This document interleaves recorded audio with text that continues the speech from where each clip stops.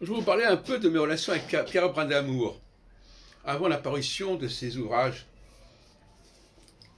en 93, Nostradamus Astrophile, et en 96, voilà, l'édition critique de l'édition Massier Bonhomme 1555, chez Drose. Alors, j'ai bien connu Pierre Brindamour, qui venait travailler à la Bibliothèque nationale avant qu'elle ne passât à Tolbiac. Et il a participé d'ailleurs en 91 à un congrès que j'ai organisé à Paris, à l'église Sainte-Anne, à l'équipe de l'église Sainte-Anne, et dont on a fait la publication sur Scribd. On a pas mal de photos avec lui d'ailleurs.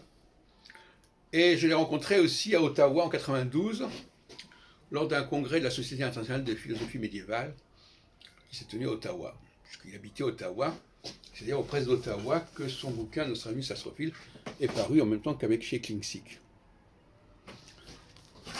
Alors, mes souvenirs de cette relation de Brindamour, qui est mort lors de la sortie de son bouquin de 96, malheureusement, j'ai le souvenir de discussions très intéressantes sur Nostradamus, et notamment sur la question des témoignages concernant la réalité des premières éditions. Parce que jusque-là, on prenait les dates indiquées pour argent comptant.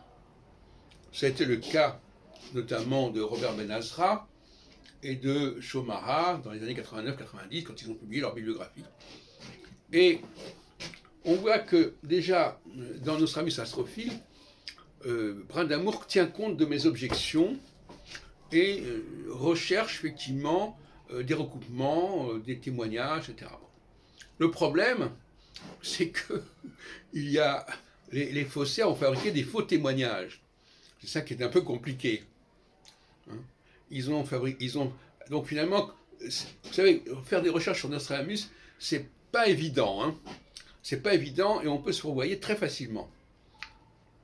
Parce que ça a été tellement balisé, les faussaires ont tellement bien fait leur travail, que quelqu'un qui n'est pas extrêmement rigoureux se fait avoir facilement. Je ne veux pas donner de nom, vous savez à qui je veux penser. Et donc, ils sont des faussaires, mais ils prennent bien la peine de mettre ça sur le compte de libraires qui ont bien existé, et même chez qui Nostradamus a pu publier des choses, comme d'Antoine Duron, sa paraphrase de Galien. Mais beaucoup plus que ça, ils prennent la peine aussi de produire des critiques ou des commentaires de Nostradamus qui sont complètement antidatés. Il n'y a pas que l'antidatation des éditions de Nostradamus, il y a aussi l'antidatation des commentaires de Nostradamus. Chez Antoine Crespin, chez Antoine Couillard du Pavillon, les deux Antoine, qui ont servi énormément à cela, sans parler de Laurent Videl. Donc il y a un luxe de précaution absolument hallucinant qui a été pris.